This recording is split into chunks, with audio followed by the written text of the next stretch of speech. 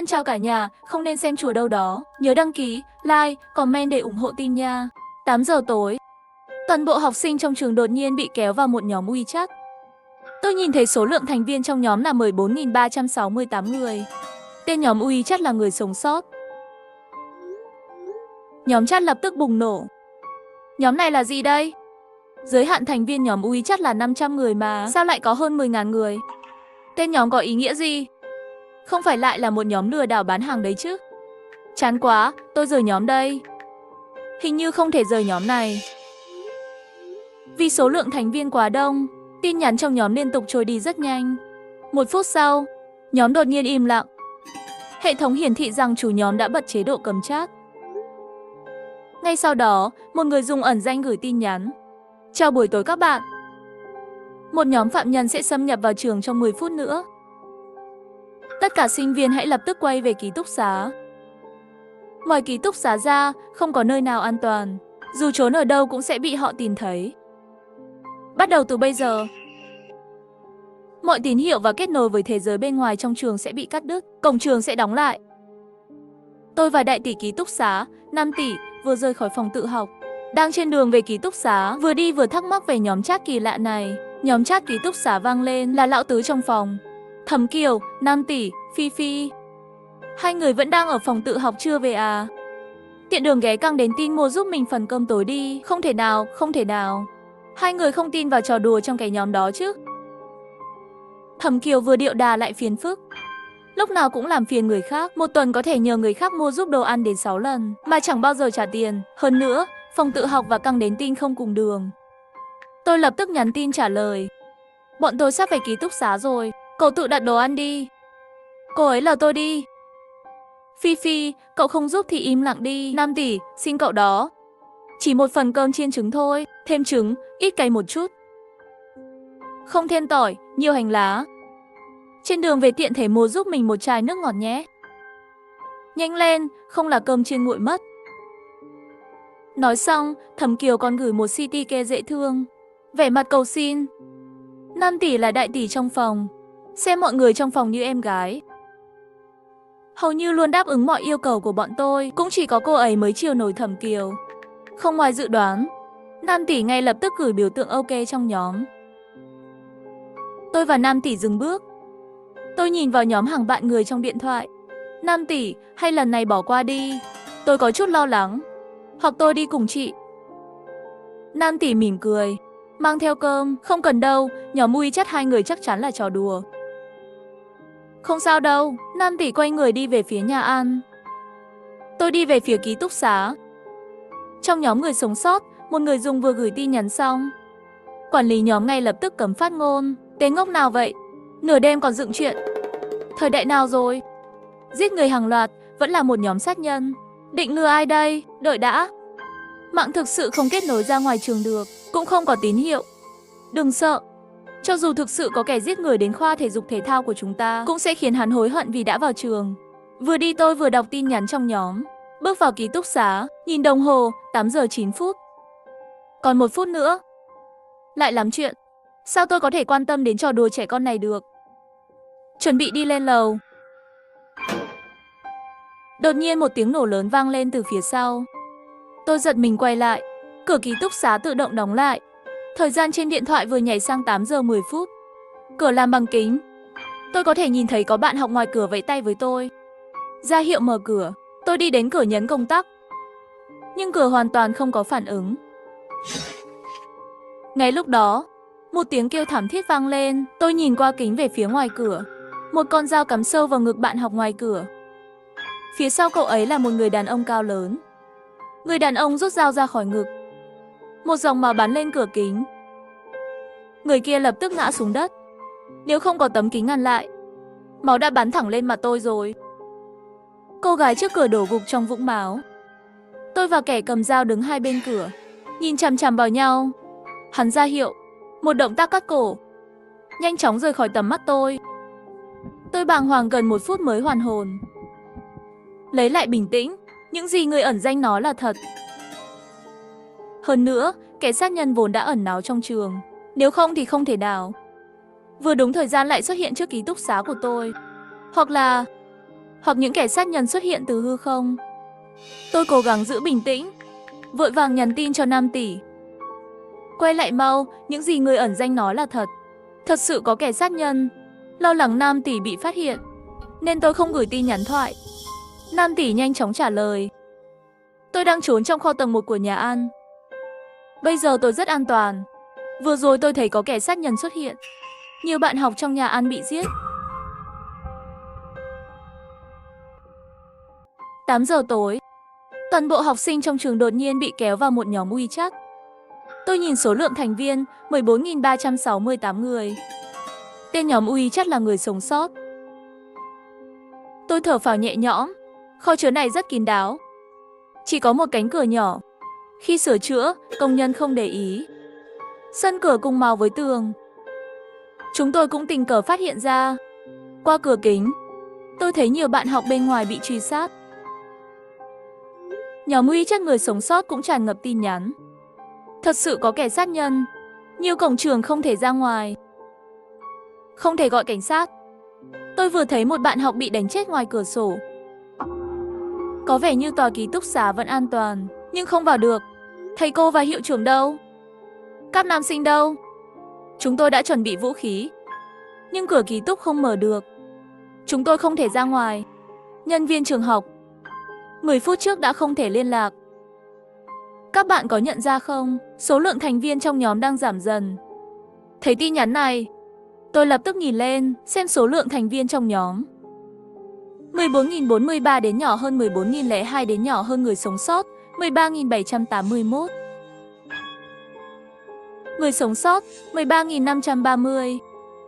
Số lượng đang giảm nhanh chóng. Không khó để đoán, những người biến mất là đã bị giết. Hơn nữa, tốc độ giảm số lượng quá nhanh. Dù có là kẻ sát nhân, dù đông thế nào cũng không thể giết nhanh như vậy. Tôi đột nhiên nhớ lại lời của người ẩn danh. Ngoài ký túc xá, không nơi nào an toàn. Dù trốn ở đâu cũng sẽ bị chúng tìm thấy và giết. Tôi lập tức tìm kiếm thành viên trong nhóm. Có tên 5 tỷ. Nhìn thấy ảnh đại diện của 5 tỷ. Tôi vừa thở phào nhẹ nhõm, 2 giây sau, ảnh đại diện của 5 tỷ đột nhiên biến mất. 5 tỷ không còn trong nhóm nữa. Tôi ngã quỵ xuống đất, toàn thân vô lực. 5 tỷ luôn quan tâm đến mọi người. Nhưng gần đây, chị ấy là người bạn thân nhất của tôi. Ngay lúc đó, nhóm WeChat ký túc xá vang lên. Là Thẩm Kiều, 5 tỷ. Bữa ăn của tôi vẫn ổn chứ? Tôi đói một chút cũng không sao. Nhưng cậu phải thật cẩn thận nhé. Chỉ cần đừng làm mất phần ăn là được. 5 tỷ không còn trả lời nữa. Nhìn số người trong nhóm người sống sót không ngừng giảm. Tôi mơ hồ nghe thấy tiếng hét thảm thiết bên ngoài ký túc xá. Tôi không còn hy vọng nữa. Run rẩy cầm chặt điện thoại, nhìn chằm chằm màn hình. Khoảng 5 phút sau, số người sống sót cuối cùng cũng không giảm nữa. Người sống sót, 10.532 người, đã mất gần 4.000 người. Dòng tin nhắn trong nhóm vốn đang liên tục cập nhật bỗng im lặng. Quản trị viên đã bật chế độ cấm phát ngôn. Một người dùng bắt đầu nhắn tin. Chúc mừng các bạn vẫn còn sống. Đám sát nhân đó thật điên cuồng. Thật đáng buồn, tất cả những người cố vào ký túc xá đều đã bị giết. Nhưng ai nghe lời sẽ không bị tổn thương. Đám sát nhân đã định xông vào ký túc xá, nhưng bị cô quản lý chặn lại. 2 phút nữa, tất cả các bạn hãy quay lại phòng ngay lập tức. Khóa chặt cửa. Nếu không trở về phòng, cô quản lý sẽ tức giận. Cô ấy sẽ trừng phạt. Người ẩn danh nói xong, nhóm lại mở khóa trò chuyện. Lần này tôi không tiếp tục đọc tin nhắn. Phòng tôi ở tầng 6, số 608. Tôi phải trở về trong vòng 2 phút. Vừa cất điện thoại, tôi nghe thấy tiếng đập mạnh vào cửa kính. Tôi ngẩng đầu lên, thấy hơn 10 người đàn ông, đeo khẩu trang, cầm dao, đứng trước cửa ký túc xá. Cửa kính khá chắc chắn, nhưng dưới sức va chạm của những tên sát nhân lực lưỡng, nó đã bắt đầu rạn nứt. Ngay lúc đó, tiếng mở cửa vang lên từ phía bảo vệ. Tôi quay đầu lại và thấy bóng dáng của cô quản lý. Cô ấy nhảy lên bằng cả 2 chân và đáp xuống bên cạnh tôi. Nhìn chằm chằm vào những kẻ sát nhân bên ngoài cửa kính. Những tên sát nhân hung ác khi thấy cô quản lý lập tức lộ ra vẻ sợ hãi, quay người bỏ chạy. Sau khi bọn chúng rời đi, tôi mới nhìn rõ gương mặt của cô quản lý. Sắc mặt cô ấy trắng bệch, ánh mắt đờ đẫn. hốc mắt đen kịt, móng tay dài, màu tím đậm. Dường như cảm nhận được ánh mắt tôi, cô quản lý đột nhiên quay lại nhìn tôi. Trong mắt trắng bệch, liên tục di chuyển cực nhanh trong hốc mắt. Khóe miệng kéo lên hai bên, nhưng cơ mặt hoàn toàn không động đậy. Cô quản lý vốn lùn nhỏ nhắn, giờ đây trông đáng sợ đến cực điểm. Tôi quay đầu, dốc hết sức chạy lên lầu. 2 phút bị lãng phí mất khoảng 10 giây. Tôi còn 1 phút 50 giây, thời gian rất gấp. Không chỉ riêng tôi, cả tòa ký túc đều vang lên tiếng bước chân dồn dập. Lần này, ai cũng tin lời người ẩn danh. Với thể lực bình thường của tôi, không ngờ chỉ mất 1 phút để lên tầng 6. Tôi lao về phía phòng 608, vừa định đẩy cửa vào. Phát hiện cửa đã bị khóa. 8 giờ tối, toàn bộ học sinh bị kéo vào một nhóm WeChat. Tôi nhìn số lượng thành viên, 14.368 người. Tên nhóm là người sống sót.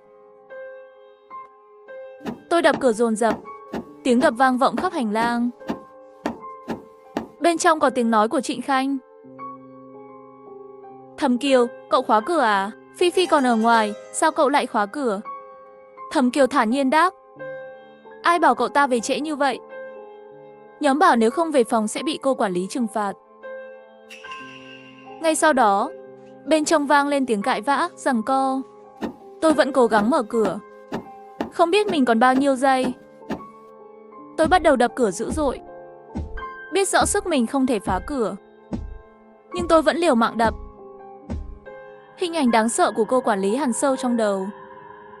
Nếu không vào được, tôi chắc chắn sẽ chết. Khi tôi gần như tuyệt vọng, tiếng mở khóa vang lên. Tôi lao nhanh vào phòng. Trịnh Khanh vội vã, vừa vào phòng tôi liền khóa chặt cửa. Ngay khi cửa vừa khóa, giọng nói u ám của cô quản lý vang lên. Những học sinh không ngoan, đừng trách cô nhé. Trốn ở đâu cũng vô ích. Ngay sau đó, từng tiếng hét thảm thiết vang lên. Tôi vừa lao vào phòng, thấy Thẩm Kiều mặc đồ ngủ. Trừng mắt nhìn tôi, lạnh giọng. Về trễ thế này, xin nữa hại bọn tôi đấy, biết không? Còn có Thanh Thanh, cậu không nên mở cửa cho cô ta. Tôi vung tay tát mạnh vào mặt Thẩm Kiều. Mặt cậu ta lập tức hằn lên vết đỏ. Tôi tức giận. Cậu đã hại 5 tỷ, còn suýt hại cả tôi, cậu có biết không? Cái tát này vẫn còn nhẹ đấy. Thẩm Kiều ôm mặt, chỉ tay vào tôi, gào lên. Người ẩn danh đã cảnh báo rồi. 5 tỷ không có cảnh giác, còn đi nhà ăn, thì liên quan gì đến tôi? Tôi đâu có ép chị ấy đi. Nói rồi, cô ta lao tới định đánh trả. Nhưng khi thấy tôi rút dao gọt trái cây từ ngăn kéo, cô ta sững lại, tôi tiếp tục tát mạnh. Thẩm Kiều ngã xuống đất. Tôi cầm dao chỉ thẳng vào cô ta. 5 tỷ đã chết rồi, không ai nuông chiều cậu nữa, tốt nhất hãy ngoan ngoãn đi. Sau khi biết 5 tỷ chết và nhìn thấy sự kinh hoàng của cô quản lý, tâm trạng tôi đã thay đổi hoàn toàn. Tôi không thể chịu đựng Thẩm Kiều thêm nữa. Cô ta không dám nói gì thêm, chỉ lùi vào góc phòng. Thanh Thanh lên tiếng an ủi. Chuyện nghiêm trọng thế này, chắc chắn sẽ có người đến cứu chúng ta. Ngay lúc đó, tiếng gõ cửa vang lên, sau đó là một giọng nói quen thuộc bên ngoài. Là thầy hướng dẫn, mau mở cửa. Thầy đến cứu các em đây. Bây giờ các em đã an toàn rồi. Thanh Thanh thở phào nhẹ nhõm. Thẩm Kiều vội vã lao đến mở cửa. Thầy ơi, cuối cùng thầy cũng đến. Hạ Phi vừa đánh em, còn cầm dao dọa em nữa. Ý nghĩ đầu tiên trong đầu tôi là có gì đó không ổn. Tôi lắc đầu với Thanh Thanh, vẫn cầm dao chặn Thẩm Kiều lại. Ngoài kia có quá nhiều kẻ giết người, đừng nói là thầy hướng dẫn, ngay cả cảnh sát cũng không thể xử lý nhanh như vậy. Hơn nữa, trong ký túc còn có một cô quản lý đáng sợ hơn. Dựa vào đâu thầy ấy có thể cứu chúng tôi? Nhưng khi tôi nhìn qua mắt mèo, người đứng ngoài đúng là thầy hướng dẫn. Quá nhiều chuyện kỳ lạ đã xảy ra tối nay. Tôi vẫn không mở cửa, thận trọng hỏi thầy. Những kẻ sát nhân trong trường đã bị bắt hết chưa? Thầy ngoài cửa lập tức đáp, đã bị khống chế hết. Các em là con gái, ở trong ký túc rất nguy hiểm. Mau mở cửa để thầy vào. Tôi ra hiệu cho Thanh Thanh, bảo cô ấy giữ chặt Thẩm Kiều, đừng mở cửa. Sau đó tôi bước đến cửa sổ nhìn xuống. Tầng 6 không quá cao, tôi nhìn thấy rất rõ. Những kẻ giết người vẫn đang đi lại trong sân trường. Thầy hướng dẫn đang nói dối. Chúng tôi không mở cửa, tiếng gõ cửa của thầy ngày càng dồn dập. Thẩm Kiều có vẻ nôn nóng muốn mở cửa. Tôi nói thẳng, kẻ giết người vẫn còn ở ngoài. Nhiều tên chưa hề bị bắt. Ông thực sự là ai? Tại sao lại lừa chúng tôi? Lời tôi vừa dứt, bên trong và ngoài cửa lập tức im lặng. Tiếng gõ cửa dừng lại. Thẩm Kiều cũng không còn muốn mở cửa nữa. Vài giây sau, thầy hướng dẫn nói, vừa rồi thầy chưa giải thích rõ. Để đảm bảo an toàn cho sinh viên, cảnh sát đã ưu tiên vào ký túc trước. Mau mở cửa, thầy sẽ đưa các em đến nơi an toàn. Ngay cả Thẩm Kiều cũng không tin. Tôi bật cười lạnh lùng, nếu cảnh sát đã vào ký túc, bọn giết người phải chạy trốn mới đúng. Chưa kể, cô quản lý đáng sợ vẫn còn ở đây. Xin lỗi, nhưng tôi nghĩ ký túc vẫn là nơi an toàn nhất. Dùng lời lẽ không thuyết phục được chúng tôi. Giọng thầy hướng dẫn lập tức thay đổi, trở nên nghiêm khắc. Các em dám không nghe lời thầy, thầy sẽ trừ hết điểm tín chỉ, cho các em không thể tốt nghiệp. Mau mở cửa, nhưng lần này... Lời đe dọa này quá nực cười, đến mạng sống còn không giữ được, ai quan tâm tín chỉ. Sau một hồi gõ cửa không có kết quả, giọng thầy dịu lại, hướng về Thẩm Kiều. Vừa rồi em nói Hạ Phỉ đánh em. Mở cửa đi, thầy sẽ xử lý công bằng. 8 giờ tối, toàn bộ sinh viên bị kéo vào nhóm WeChat. Tôi nhìn số lượng thành viên, 14.368 người. Tên nhóm là người sống sót. Nghe thầy nói vậy, Thẩm Kiều lập tức lên tiếng, thầy nói thật chứ? Thầy sẽ trừng phạt Hạ Phi sao? Tôi và Thanh Thanh quay lại nhìn cô ta. Ánh mắt cô ta mơ hồ, thậm chí còn nở nụ cười hưng phấn đầy bất thường. Giọng thầy ngoài cửa trở nên dịu dàng. Thầy sẽ trừng phạt Hạ Phi thật nặng. Em muốn thầy xử lý thế nào cũng được, chỉ cần em mở cửa. Không đúng. Dù quan hệ giữa tôi và Thẩm Kiều rất tệ, nhưng Thẩm Kiều không ngu. Cô ta ích kỷ, quý mạng sống, sẽ không lấy mạng mình ra đùa mà mở cửa. Hơn nữa, cô ta hoàn toàn phớt lờ con dao của tôi. Nghĩ vậy, tôi vung tay tát thêm một cái. Cái tát giáng xuống, đồng tử Thẩm Kiều co rút, ngay lập tức tỉnh táo lại. Thẩm Kiều sau khi hoàn hồn bắt đầu sợ hãi. Cô ta lùi 2 bước, tránh xa cửa phòng. Tôi nhìn qua mắt mèo ra ngoài, thầy hướng dẫn dường như đã dùng hết cách. Bỗng thở dài, nói, đáng tiếc thật. Các em đều là những học sinh ngoan, nhưng lại không mở cửa. Thầy không thể trừng phạt các em được rồi. Ngay khoảnh khắc đó, cơ thể thầy ngoài cửa bắt đầu rung lắc kỳ lạ. Chỉ trong chốc lát, thầy đã biến thành cô quản lý. Thì ra thầy hướng dẫn chính là do cô quản lý giả mạo. Chỉ trong giây lát, cô ta rời đi, chúng tôi đã an toàn. Nhưng vẫn nghe thấy những tiếng hét thảm thiết. Có vẻ một số phòng khác đã mở cửa. Tin nhắn trong nhóm người sống sót liên tục cập nhật. Tôi lấy điện thoại ra, muốn cảnh báo mọi người tuyệt đối không mở cửa. Nhưng đã có người lên tiếng, ký túc bên cạnh vừa mở cửa. Có vẻ tất cả đã chết.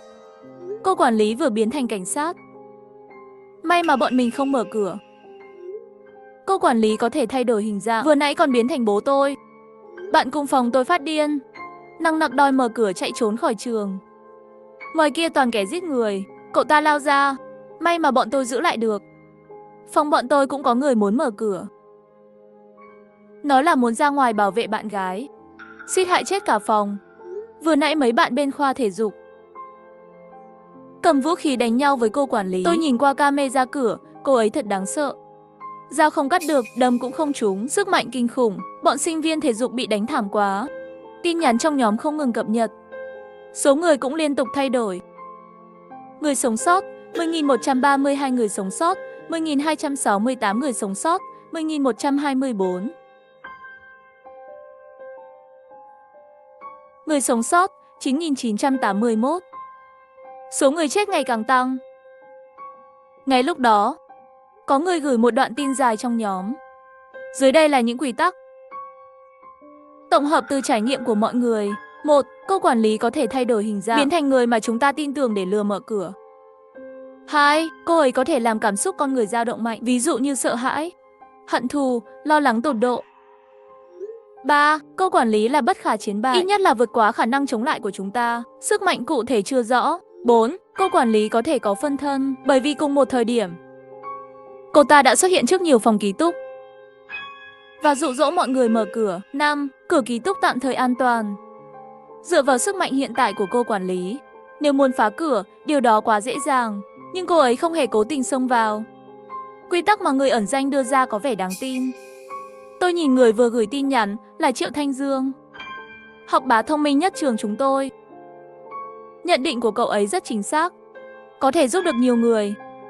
Quả nhiên, vài phút sau khi Triệu Thanh Dương gửi tin, số lượng người trong nhóm cuối cùng cũng không giảm nữa, dừng lại ở con số 9.432 người. Mọi người bắt đầu giúp đỡ nhau, giảm hơn 1.000 người so với trước đó. Nhóm dần trở nên im lặng. Ai cũng hiểu rõ, hơn 1.000 người không chỉ là con số, mà là hơn 1.000 mạng sống. Lúc này, từ hành lang vang lên giọng nói đầy tiếc nuối của cô quản lý, vang vọng trong tòa nhà. Các em ngoan lắm. Ai cũng quay về phòng đúng giờ. Không còn ai mở cửa nữa. Tôi không thể trừng phạt các em rồi. Chán thật, nhưng hắn sắp đến rồi. Các em mau lên giường đi ngủ. Tôi cũng phải đi ngủ đây. Cô quản lý rời đi, nhưng tôi vẫn thấy bất an. Hắn mà cô ta nói đến là ai? Khi tôi còn đang suy nghĩ về hắn, Thẩm Kiều ngồi co ro ở góc phòng bật khóc. Còn chưa xong à? Tôi muốn về nhà. Ai đó cứu tôi với. Tôi và Trịnh Thanh đều phớt lờ cô ta, vừa trông chừng để cô ta không phát điên chạy ra ngoài, vừa chờ đợi tin nhắn mới từ nhóm. Quả nhiên, nhóm lại bị cấm trò chuyện. Người ẩn danh quen thuộc tiếp tục gửi tin. Chúc mừng các em vẫn còn sống. Cô quản lý rất nghiêm khắc. Nhưng ai không về phòng và khóa cửa đã bị trừng phạt. Những người biết nghe lời sẽ không bị tổn thương. Cô quản lý đã về phòng bảo vệ ngủ, chuẩn bị đi ngủ. 10 phút nữa, tất cả phòng ký túc phải tắt đèn. Tất cả sinh viên phải lên giường ngủ. 8 giờ tối, toàn bộ sinh viên bị kéo vào nhóm WeChat. Tôi nhìn số lượng thành viên, 14.368 người đến tên nhóm là người sống sót. Hắn đến rồi, ai không ngủ sẽ bị nhiễm bẩn. Tôi nghĩ mình cũng bị rồi. Tôi phải ngủ ngay. Tôi choáng váng, trong tình huống căng thẳng này, làm sao ngủ trong 10 phút được. Thanh Thanh bên cạnh trông hơi khó chịu. Chiều nay tôi đã ngủ rồi, giờ không thấy buồn ngủ chút nào. Thẩm Kiều cũng than thở, nhưng 10 phút thì quá ngắn. Tôi còn chưa rửa mặt, còn chưa tắm nữa. Tôi quay lại, nghiêm giọng nói với họ. Chúng ta không có lựa chọn khác. Bây giờ phải lên giường ngủ ngay. Thanh Thanh lập tức trèo lên giường. Nhưng Thẩm Kiều vẫn chần chừ. Tôi chưa ăn gì cả. Đói quá không ngủ được. Muốn ăn cơm chiên trứng. Nghe vậy, tôi lập tức nhớ đến Nam Tỷ. Nam Tỷ đã bị Thẩm Kiều hại chết. Tôi bật dậy khỏi giường, nhìn chằm chằm. Thẩm Kiều, tốt nhất cậu im miệng đi. Muốn chết thì cứ việc, nhưng đừng lôi bọn tôi theo. Cậu đã hại Nam Tỷ.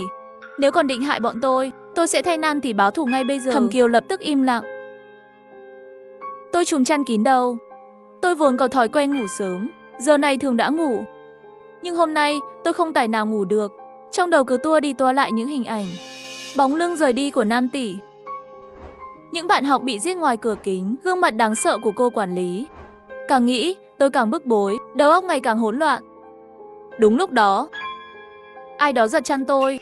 Tôi quay lại, thấy Thẩm Kiều, lúc này còn làm phiền tôi. Cơn giận bùng lên. Tôi sắc quát, nhưng thấy cô ta đưa tôi một cốc nước và một viên thuốc. Hạ Phi, đây là thuốc ngủ, uống vào sẽ ngủ nhanh hơn. Tôi không dám nhận, sợ cô ta hại tôi. Không còn thời gian nữa. Mau uống đi, rồi tôi sẽ đưa cho Thanh Thanh một viên. Cô ấy chắc chắn cũng chưa ngủ được. Tôi cũng muốn mọi người sống sót. Tôi cũng không muốn Nam tỷ chết. Tôi cũng rất đau buồn. Tôi nhìn Thẩm Kiều. Lúc này, cô ta đầy vẻ hối lỗi, ánh mắt chân thành. Có lẽ cái chết của Nam tỷ khiến cô ta áy náy.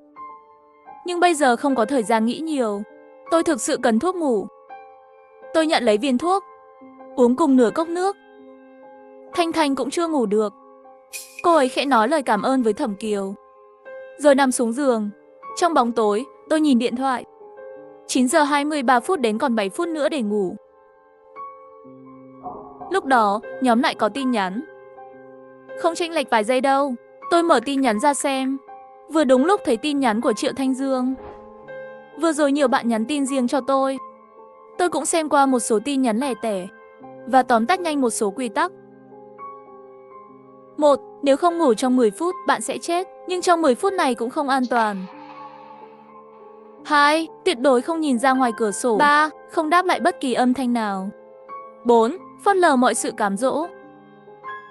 Dù đang trùm chăn, lưng tôi vẫn đổ mồ hôi lạnh. Tôi lập tức chuyển tin nhắn này vào nhóm ký túc xá. Thanh Thanh và Thẩm Kiều nhanh chóng trả lời. Đã nhận. Trong nhóm lớn, tin nhắn liên tục được gửi đến. Mau nhìn ra ngoài, mặt trăng đẹp quá. Mặt trăng đỏ như máu, trông như những mạch máu vậy. Trên mặt trăng có thần linh, thần đến cứu chúng ta rồi. Cầu xin mọi người, hãy nhìn ra ngoài đi, hãy nhìn mặt trăng. Càng nhiều người nói thế, càng trở nên đáng sợ. Tôi vội vàng tắt điện thoại. Ánh sáng đỏ yếu ớt hắt qua cửa sổ. Chỉ là một tia sáng thoáng qua mắt, nhưng tôi cảm thấy máu chảy nhanh hơn. Tim đập dồn dập. Tôi vội nhắm mắt, trùm chăn kín đầu, cuộn tròn lại trong chăn, cố thu nhỏ cơ thể hết mức. Vừa lúc đó, một giọng nói quen thuộc vang lên, Phi Phi. Tôi về rồi. Tôi đã trốn thoát khỏi bọn bắt cóc, đã vào được ký túc xá. Tôi biết cách rời khỏi trường rồi. Dậy đi, đi với tôi. Là Nam tỷ, cả người tôi run lên. Nhưng tôi không động đậy, cũng không trả lời. Dù Nam tỷ có vào được ký túc xá, nhưng cửa phòng đã khóa. Tôi biết Nam tỷ không có chìa khóa. Nam tỷ vẫn không ngừng thuyết phục tôi. Nhưng tôi không trả lời. Rõ ràng đó không phải Nam tỷ thật. Nhưng lòng tôi vẫn đau thắt. Cho đến khi giọng nói ấy biến mất. Ngay sau đó, tôi ngửi thấy mùi thức ăn thơm nức. Dù vừa ăn tối, nhưng tôi lại đói cồn cào, như thể đã mấy ngày chưa ăn. Tôi còn nghe thấy giọng người tôi thầm thích, thì thầm tỏ tình bên tai, dụ tôi quay lại nhìn. Vượt qua hết những cám dỗ ấy, tôi cảm thấy vô cùng mệt mỏi. Mí mắt nặng trĩu, tầm nhìn dần mờ đi. Mơ hồ, tôi nghe thấy Thẩm Kiều hét lên, cứu mạng. Giường của tôi và Thanh Thanh sát nhau. Tôi cảm nhận được người Thanh Thanh run lên. Ngay sau đó, tôi hoàn toàn mất ý thức. 8 giờ tối, toàn bộ sinh viên bị kéo vào nhóm WeChat. Tôi nhìn số lượng thành viên, 14.368 người đến tên nhóm là người sống sót. Tôi không biết mình đã ngủ lúc nào, cũng không biết ngủ bao lâu. Đầu nặng trịch, đau nhức, mồ hôi thấm đẫm cả chăn. Tôi định kéo chăn ra, nhưng chỉ vừa mở một khe nhỏ, tôi thấy giường của Thanh Thanh bên cạnh. Chăn ga loang lổ máu đỏ. Thanh Thanh đã chết. Tôi cố giữ bình tĩnh, nhớ lại những gì xảy ra trước khi ngủ. Thẩm Kiều hét lên cứu mạng. Sau đó, Thanh Thanh run lên. Cô ấy đã bị đánh thức và không thể ngủ trong 10 phút. Thẩm Kiều đã hét lên, nghĩa là cô ta cũng chưa ngủ. Suy nghĩ giữa chừng, tôi nhìn thấy nửa cốc nước bên cạnh. Bên trong có cặn đục. Tôi định kéo chăn ra, nhưng rồi khựng lại. Cơn sợ hãi dâng trào. Ngay sau đó, tiếng bước chân nhẹ nhàng vang lên, khẳng định suy đoán của tôi. Thẩm Kiều vẫn còn sống. Điều đó có nghĩa là tiếng hét trước khi ngủ là có chủ ý. Cô ta cố ý đánh thức Thanh Thanh, nếu không, cô ta đã không thể sống sót. Nghĩ đến trước đó, Thẩm Kiều cố tình nhắn tin bảo Nam tỷ mang cơm, chỉ để Nam tỷ chết bên ngoài. Khi tôi quay lại ký túc xá, Thẩm Kiều khóa cửa để tôi chết. Chỉ là Thanh Thanh đã cứu tôi vào phút cuối. Nước có thuốc ngủ mà Thẩm Kiều đưa tôi rất đục. kết hợp với cơn đau đầu mơ màng hiện tại. Cô ta đã nghiền sẵn một viên thuốc ngủ, rồi hòa tan vào nước. Tôi đã uống nhiều hơn một viên thuốc ngủ. Mục đích là để tôi ngủ mê man và tìm cơ hội giết tôi. Tôi cuộn tròn trong chăn, không nhúc nhích, âm thầm nắm chặt điện thoại và con dao gọt trái cây. Tiếng bước chân nhẹ nhàng ngày càng gần. Khẳng định suy đoán của tôi không động đậy, giả vờ như vẫn đang ngủ.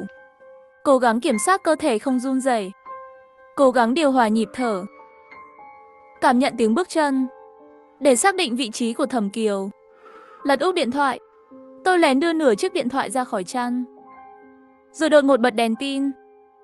Cùng lúc đó, tôi bật dậy, hất tung chăn, ngay lập tức thấy Thẩm Kiều đứng cạnh giường. Nửa người cô ta đã vươn lên giường tôi, một tay cầm điện thoại, tay kia cầm dao. Theo phản xạ, cô ta giơ tay che mắt. Tôi lập tức đâm dao gọt trái cây vào ngực cô ta. Tôi quá sợ hãi, không biết nên đâm vào đâu, cũng không có thời gian suy nghĩ. Trong lúc hoảng loạn, tôi rút dao ra rồi lại đâm liên tục. Thẩm Kiều ngã quỵ xuống sàn. Tôi thở dốc, hít từng hơi sâu, quay sang thấy Thanh Thanh trợn tròn mắt kinh hãi. Họng cô ấy bị đâm xuyên, cốc nước bên cạnh vẫn trong vắt. Thuốc ngủ Thẩm Kiều đưa hẳn là giả. Cô ta muốn Thanh Thanh không ngủ được và để tôi ngủ mãi không tỉnh. Trong ký túc xá tối om, tôi dọi ánh đèn vào mặt Thẩm Kiều. Tại sao cậu lại làm vậy? Thẩm Kiều nằm trên sàn, cười nhạt một cách thê lương. Người biết trước tương lai không chỉ có tôi, cậu cũng sẽ không sống sót đâu. Câu nói dang dở, Thẩm Kiều im lặng. Giữ bình tĩnh lại, tôi bắt đầu suy nghĩ lý do cô ta muốn giết chúng tôi. Người biết trước tương lai là gì? Với thông tin hiện tại, tôi không thể suy luận ra kết quả. Tôi thử xem nhóm có câu trả lời không. Khi tôi mở nhóm người sống sót, tôi không khỏi hít một hơi lạnh. Người sống sót 4037. Lần này đã có hơn 5000 người chết. Cũng phải thôi, ai có thể ngủ được trong hoàn cảnh này. Chưa kể đến những cám dỗ chết người trước khi ngủ. Nếu không có Triệu Thanh Dương sớm tóm tắt quy tắc, số người chết có thể còn cao hơn. Ngay lúc đó, nhóm lại bị cầm nhắn tin. Người nặc danh một lần nữa lên tiếng: chúc mừng các bạn đã sống sót. Những ai không ngủ đúng giờ đã bị ông nhiễm. Trong cơn đau đớn, họ đã chọn kết thúc mạng sống. Do ký túc xá xuống cấp trầm trọng, hệ thống điện đã bị hỏng. 10 phút nữa sẽ xảy ra hỏa hoạn. Cửa ra vào và cửa sổ đều đã khóa kín. Chỉ khi trong phòng còn duy nhất một người sống sót, cửa mới tự động mở.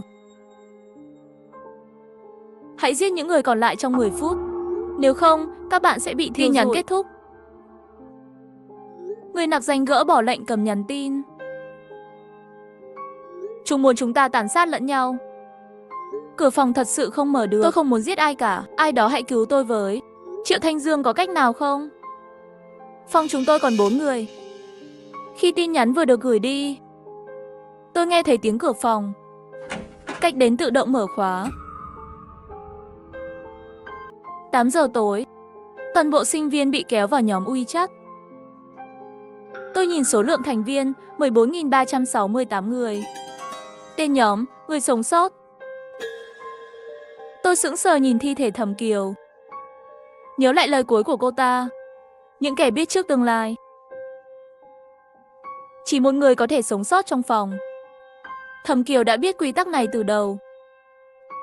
Vậy nên cô ta muốn giết hết chúng tôi. Cô ta nói còn có những người biết trước tương lai khác. Mối nguy hiểm không chỉ đến từ quy tắc, mà còn từ chính những người xung quanh. Tiếng thét kinh hoàng vang lên, báo hiệu cuộc thảm sát bắt đầu. Ký túc xá tràn ngập tiếng gào khóc, tiếng va đập, tiếng vũ khí chém giết. Sau những gì đã trải qua, không ai còn nghi ngờ lời của người nặc danh. Lần này, Triệu Thanh Dương không tóm tắt quy tắc. Số lượng thành viên trong nhóm giảm dần. Người sống sót 4.012, 3.958, 3.844. Càng về sau, số người chết càng tăng nhanh. Vì vấn đề quy tắc trước đó, một số phòng hoặc chết hết hoặc sống sót hoàn toàn, nên hầu hết các phòng vẫn còn nhiều người. Hiện tại, đa số ký túc xá không chỉ có một người. 10 phút sau, số lượng thành viên nhóm dừng lại. Người sống sót 1862. Nhóm lại bị cấm nhắn tin. Người nặc danh quen thuộc lên tiếng. Chúc mừng các bạn đã sống sót. Các bạn thật điên cuồng. Chỉ để sống sót. Các bạn đã giết chết bạn cùng phòng. Ký túc xá bốc cháy. Hãy nhanh chóng rời khỏi ký túc xá. Bên ngoài có rất nhiều kẻ săn mồi đang chờ đón bạn. Những ai nỗ lực sống sót xứng đáng có hy vọng. Cổng trường đã mở. Kẻ săn mồi mất khả năng theo dõi các bạn. Hãy trốn thoát khỏi ký túc xá, tránh né kẻ săn mồi và rời khỏi trường học. Đây là trò chơi mèo vờn chuột. Cũng là cơ hội sống sót duy nhất của các bạn. Tin nhắn kết thúc, nhóm được mở lại. Sau vài giây im lặng, nhóm bắt đầu có người lên tiếng. Bên ngoài toàn là kẻ giết người, ra ngoài chẳng phải chết chắc sao? Ký túc xá cháy rồi, không còn nơi nào an toàn nữa. Triệu Thanh Dương có cách nào không? Thanh Dương, hãy cứu bọn tôi. Chúng tôi sẽ làm theo cậu. Sau các vòng sinh tồn trước đó, Triệu Thanh Dương đã xây dựng được uy tín. Cậu ấy nhanh chóng gửi tin nhắn. Gửi kèm 4 bức ảnh. Đó là 4 cổng của trường, Đông, Tây, Nam, Bắc. Triệu Thanh Dương nói. Đây là ảnh tôi vừa chụp bằng drone trong 10 phút qua. Triệu Thanh Dương, đây là những bức ảnh tôi vừa chụp bằng drone trong 10 phút qua. Mỗi cổng trường đều có kẻ săn mồi canh giữ. Bắc Môn có nhiều nhất, nhưng cổng cũng lớn nhất. Cổng Đông và Tây có ít hơn, nhưng lại là cổng nhỏ. Kẻ săn mồi có thể chặn lối ra, rất khó để đột phá. Cổng Nam không có kẻ săn mồi, nhưng cổng vẫn đóng chặt. Nhưng cổng trường vẫn đóng chặt. Tôi đã dùng drone để ước tính. Hiện tại có khoảng 500 kẻ săn mồi trong trường. Nếu tất cả chúng ta cùng lao về phía cổng Bắc, khả năng sống sót sẽ cao nhất, thậm chí có thể phản công lại chúng. Nếu không, chúng ta sẽ bị hạ gục. Khu vực để xe đạp và xe điện cũng có kẻ săn mồi canh giữ. Đừng đi về phía đó, bây giờ bắt đầu hành động. Tất cả cùng rời khỏi ký túc xá và chạy đến cổng Bắc.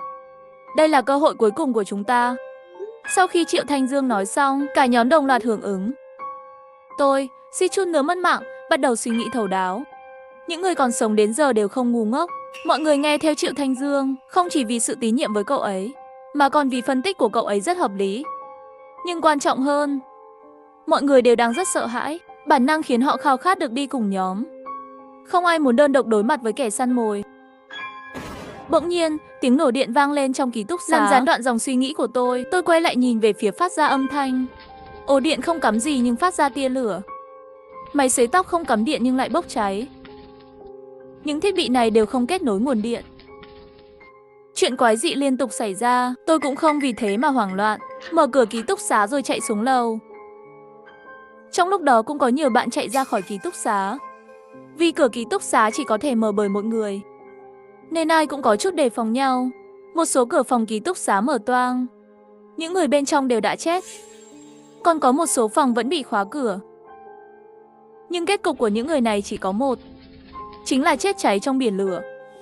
Những suy nghĩ này lướt qua trong đầu. Hành lang tràn ngập mùi khói đặc và tanh mùi máu. 8 giờ tối, toàn bộ học sinh trong trường đột nhiên bị kéo vào một nhóm WeChat. Tôi nhìn số lượng thành viên trong nhóm, 14.368 người. Tên nhóm WeChat là người sống sót. Chạy xuống tầng 1, đã nhìn thấy cửa chính ký túc xá. Trên đầu bỗng lóe lên tia điện. Đèn chùm ở sảnh tầng 1 rơi xuống với ngọn lửa bùng cháy. Mà tôi lại đứng ngay bên dưới đèn chùm. Đúng vào lúc này, một bóng người đỡ lấy chiếc đèn chùm đang rơi xuống. Tôi quay đầu lại, hóa ra là dì quản lý ký túc. Tôi thấy sắc mặt dì không còn tái nhợt nữa. Hốc mắt cũng không còn đen kịt. Dì quản lý đã trở lại bình thường. Đôi tay dì bị chiếc đèn chùm rơi xuống thiêu cháy đen, nhưng vẫn nở nụ cười quen thuộc với tôi. Phi Phi à, mau rời khỏi đây đi. Tôi vô thức hỏi dì. Dì không sao rồi à? Dì chỉ muốn luôn ở lại ký túc xá, luôn bảo vệ các cháu. Sau đó dì giống như đã trở thành một người khác. Xin lỗi nhé. Tôi nắm lấy tay dì quản lý ký túc. Vậy thì chúng ta cùng đi nhé. Dì đừng tự trách mình. Những người đó không phải do dì giết. Dì bị bọn họ hại. Dì là một người rất tốt. xem mỗi sinh viên trong tòa nhà này như con ruột của mình. Dì giúp gấp chăn cho bọn em. Nếu có ai đặt đồ ăn khuya, dì còn tự mình ra cổng trường lấy hộ. Dì quản lý ký túc đứng yên tại chỗ, dì sẽ luôn ở đây. Ở đây vẫn còn sinh viên chưa rời đi. Chỉ cần vẫn còn sinh viên ở lại, dì sẽ luôn ở đây. Nhưng họ không thể rời đi nữa rồi. Cả tôi và dì quản lý đều hiểu rõ điều đó. Dì nhìn tôi một cái rồi nói, Phi Phi, chờ dì một lát. Dì quay người trở lại phòng quản lý ký túc, đẩy ra một chiếc xe về phía tôi, nhất định phải chạy thoát. Sống sót nhảy đến dì đặt tay lên mặt tôi để nhớ kỹ điều này. Trừ kẻ ẩn danh, không được tin tưởng bất kỳ ai khác. Khi dì nói câu này, ánh mắt rất nghiêm túc, tôi bất giác nghĩ đến Triệu Thanh Dương. Tôi chưa từng nghĩ đến việc sẽ trốn khỏi ký túc xá đi đâu. Nhưng có lẽ sẽ theo kế hoạch của Triệu Thanh Dương đến cổng Bắc. Nhưng cậu ta có đáng tin không? Ngoài khả năng phân tích xuất sắc, điều khiến mọi người tin tưởng nhất là 4 bức ảnh đó. Trong vòng 10 phút đó, cậu ta đã dùng phơ lạc căm chụp lại 4 cổng chính. Điều này chứng minh rằng Triệu Thanh Dương cũng giống tôi. Trước khi có lệnh khóa cổng, bạn cùng phòng của cậu ta đều đã rời đi. Cậu ta đã sắp xếp từ trước. Triệu Thanh Dương cũng là một kẻ tiên tri. Nghĩ đến đây, tôi bất giác toát mồ hôi lạnh. Kẻ ẩn danh đáng tin cậy. Kẻ ẩn danh từng nói, khi cổng trường mở, cổng nam cũng phải được mở. Tôi vội vàng mở nhóm chat WeChat, nhìn kỹ bức ảnh cổng nam mà Triệu Thanh Dương đã đăng. Tối nay trăng rất tròn, ánh trăng rất sáng, nhưng khu vực cổng nam lại rất tối, là do cậu ta chụp ảnh trước đó. Triệu Thanh Dương đã điều hướng mọi người đến cổng Bắc. Đây là một âm mưu. Ngay cả những người không tin cậu ta cũng sẽ đến cổng Đông hoặc Tây. Những người đó đã thu hút sự chú ý của kẻ sát nhân. Như vậy, cậu ta có thể trốn an toàn qua cổng Nam. Thấy ánh mắt tôi đột nhiên kiên định, dì quản lý nói, đi đi. Con à, đến dì quản lý ký túc dùng hết sức đẩy mạnh, đẩy tôi ra khỏi ký túc xá. Tôi quay đầu lại. Dì quản lý mỉm cười nhìn tôi. Khoảnh khắc tiếp theo, cả tòa ký túc xá chìm trong biển lửa. Nước mắt tôi lăn dài trên khóe mắt. Tôi đạp xe hướng về cổng Nam. Tôi nhìn thấy một nam sinh đang trốn sau bụi cây ở đằng xa, chờ để cướp xe của tôi. Nhìn thoáng qua kẻ sát nhân đuổi theo sau lưng, tôi hét lớn, ngươi không đuổi kịp ta đâu, sao không giết tên kia đi? Không đuổi kịp tôi, hắn lập tức đổi mục tiêu, lao thẳng về phía nam sinh đó. Tôi phớt lờ tiếng hét thảm thiết phía sau, tăng tốc chạy nhanh về cổng Nam. Trên đường đi, tôi cũng quan sát số lượng người sống sót. 1.862 người, 1.334 người, 876 người, 507 người. Con số giảm đi với tốc độ đáng sợ. Chiến thuật mà Triệu Thanh Dương nói trong nhóm thực chất chỉ là đưa mọi người vào chỗ chết. Sau tất cả những gì đã xảy ra, cuối cùng tôi cũng đến cổng Nam. Cổng Nam của trường, nơi luôn đóng chặt, bây giờ lại đang mở toang. Mọi phán đoán của tôi đều đúng. Có lẽ vì chưa có ai đến đây, kẻ sát nhân đã rời đi. Ngay khi tôi sắp lao ra khỏi cổng trường, đột nhiên, một kẻ sát nhân lao ra trước mặt tôi. Ngay khi sắp tông vào hắn, tôi nhảy khỏi xe. Chiếc xe lao thẳng vào kẻ sát nhân. Bất chấp vết thương trên người, tôi dốc toàn lực chạy ra khỏi cổng. Bên ngoài cổng trường, tôi nhìn thấy 3 người, trong đó có cả Triệu Thanh Dương. Căng thẳng trong tôi bỗng chốc tan biến. Cơn mệt mỏi ập đến. Trước mắt tối sầm, tôi ngất đi. Khi tôi tỉnh lại, tôi đã nằm trên giường ở nhà. Mẹ tôi nói, trường con bị cháy lớn. Lửa quá dữ dội. Cả trường chỉ còn 16 người sống sót. Con đã ngủ rất lâu. Tôi cảm thấy đầu nặng trĩu. Tôi vẫn còn băn khoăn liệu tất cả chỉ là một cơn ác mộng. Ngay lúc đó, điện thoại tôi reo lên. Số người sống sót, 16. Kẻ ẩn danh gửi tin nhắn cho tôi. Chúc mừng, người đã trở thành người kế nhiệm.